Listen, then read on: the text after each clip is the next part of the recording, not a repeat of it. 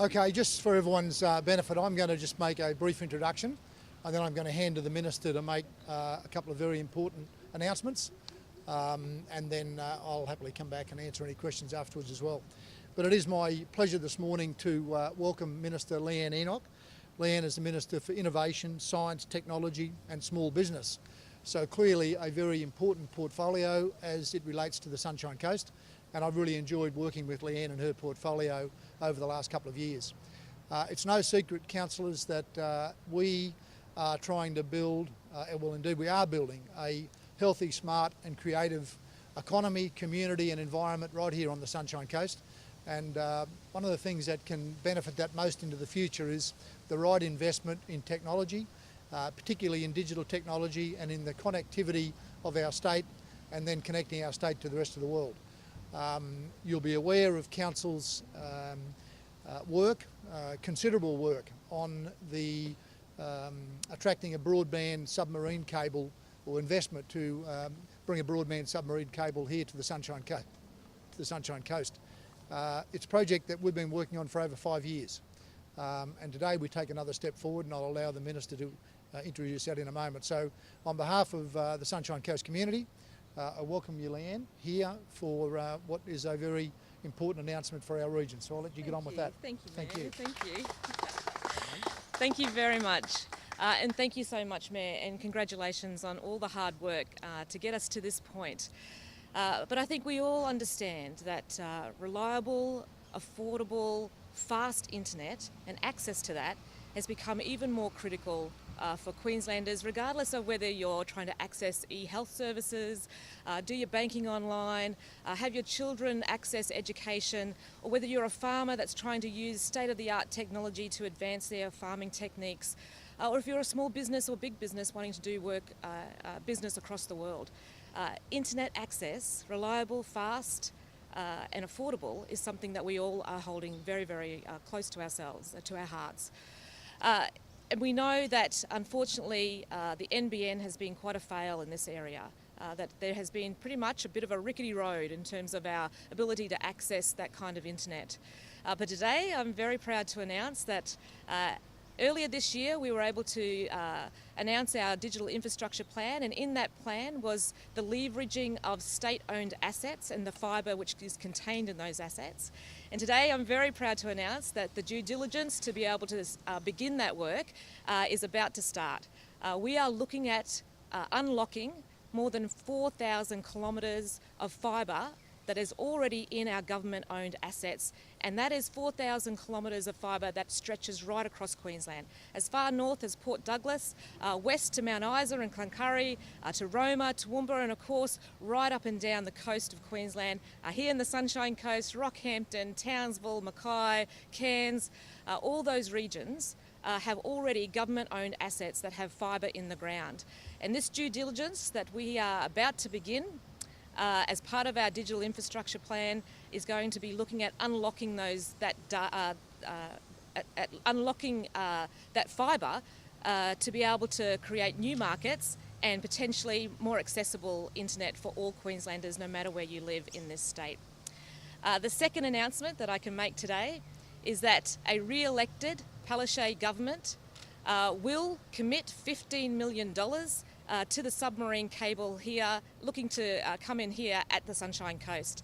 This commitment absolutely dovetails well with our digital infrastructure plan to unlock the land fibre that we have and then potentially unlock our global connection through a submarine cable here on the Sunshine Coast is an absolute game changer for our state and very much ensures that in terms of an innovative state, one that is supporting small business, one that is supporting our future jobs and our future industries, we will absolutely be front runners for all of that.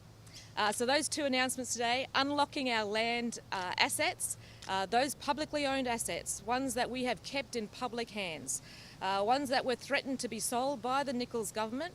We have kept those assets like Powerlink and Ergon. Those assets have fibre already, and we're going to be looking at unlocking those. And of course now a re-elected Palaszczuk Government, $15 million committed to the submarine cable here on the Sunshine Coast. I'd like to, on that note, congratulate the Mayor and all the councillors here of the Sunshine Coast Regional Council for their ongoing hard work over the 5 years to get this project off the ground. There's more work to be done. There's a great deal of more work to be done, but we are a step further down that path, and I think these two projects being announced today absolutely are going to be game changers for Queensland. Specifically,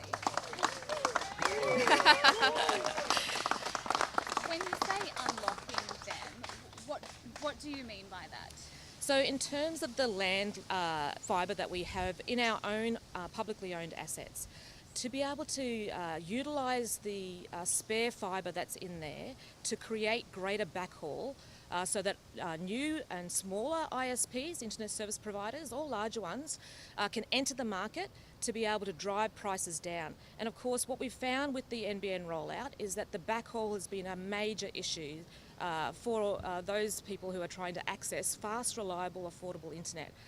So to be able to create more backhaul through this fibre that we already have in our publicly owned assets is absolutely a game changer in all of that space. And the due diligence that's underway now will give us the opportunities to look at the commercial impacts of all of that and to unlock that opportunity for smaller ISPs to enter the market. Do you want to hear from the Mayor about the submarine cable? Yeah. Where is the... Yeah, come back in there.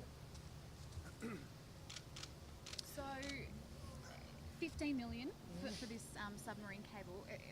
What else needs to be funded to make that happen? Do we need federal funding as well? Look, there's a feasibility study almost completed, and Council has been working with a number of interested parties as to how we'd bring this project to fruition. This is about connecting us to the rest of the world.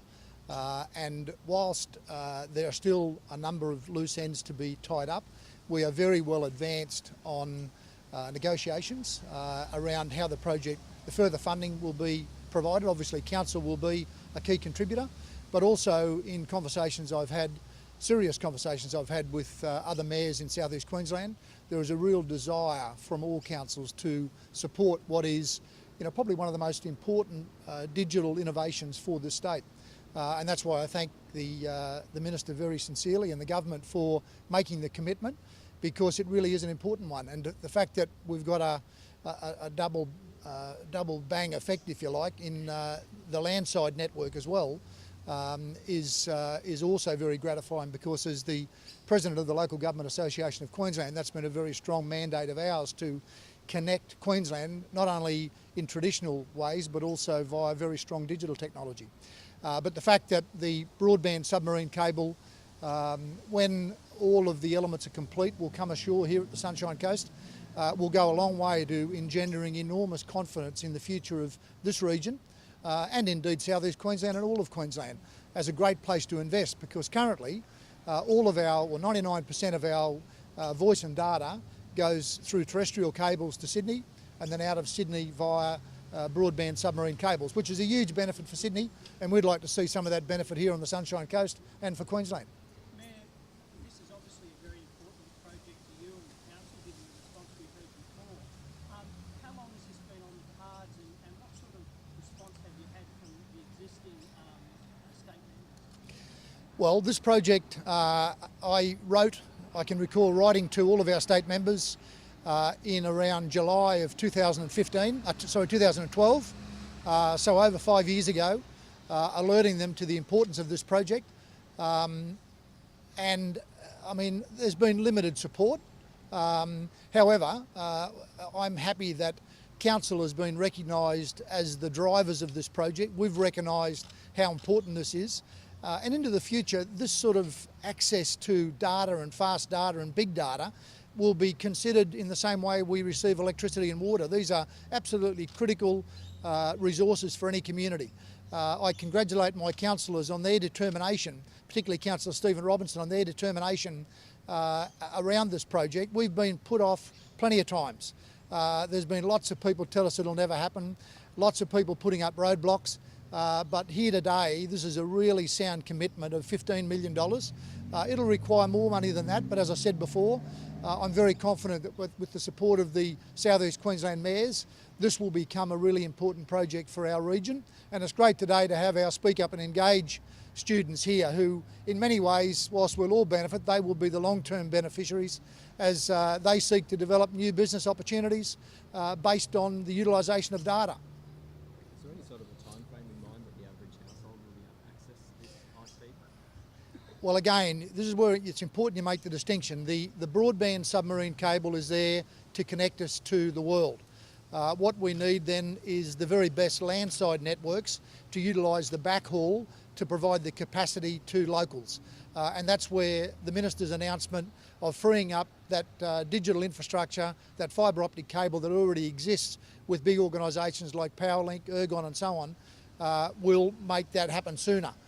Clearly, other entities like NBN and a range of other parties who also provide fibre optic service will continue to develop. But I can only think, as I've always done, that the Sunshine Coast will be seen as a real hotspot around data, technology and investment.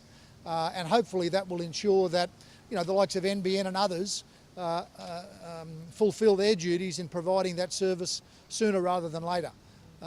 Because it's very important that we don't strangle business in this country by limiting our ability to compete on a national, on a global stage with other countries that are racing ahead out of pace. And a Labor government would need to be re-elected for this to happen? So obviously this is an election commitment, so it would be a re-elected Palaszczuk Labor government that would commit $15 million to this project. Obviously I imagine the Mayor will be calling on all other parties to do the same, but we have got a track record in terms of supporting innovation in this state. Our Advanced Queensland initiative, $420 million, whole of government agenda, which is about driving innovation in this state to ensure that we are getting our fair share of the new jobs that are on the horizon and the new industries. And so this digital infrastructure has been a critical part of our conversation since day one, trying to ensure that all of that work that we do to get that new industry, to get those new jobs, has the right set of infrastructure to support it into the future. So I'm absolutely proud to be standing here talking about Advanced Queensland and obviously talking about the infrastructure that will be able to drive that for this state. And obviously here in the Sunshine Coast we've seen a huge uptake of all of the innovation agenda items right here. More than 80 small businesses and innovators have been able to access Advanced Queensland and small business grants and programs to drive innovation in this region, and I couldn't be prouder to be able to stand here and make this announcement today. And the Minister's absolutely right. It's we have had all the way along bipartisan support for this project. However, this is the first real demonstration from a party as to what we can expect, and I really value the Minister's support. I mean, she's very focused on her portfolio. $15 million is exactly what was requested, and I as a grant for the Sunshine Coast Council, and I'm really, really appreciative of that. It is up to the other parties, the other candidates, to recognise how important this sort of infrastructure is. This council has put up 6 key projects. This is certainly one of those, and I congratulate the Minister on realising that opportunity and making a really strong commitment, because it's something that the Sunshine Coast won't forget into the future.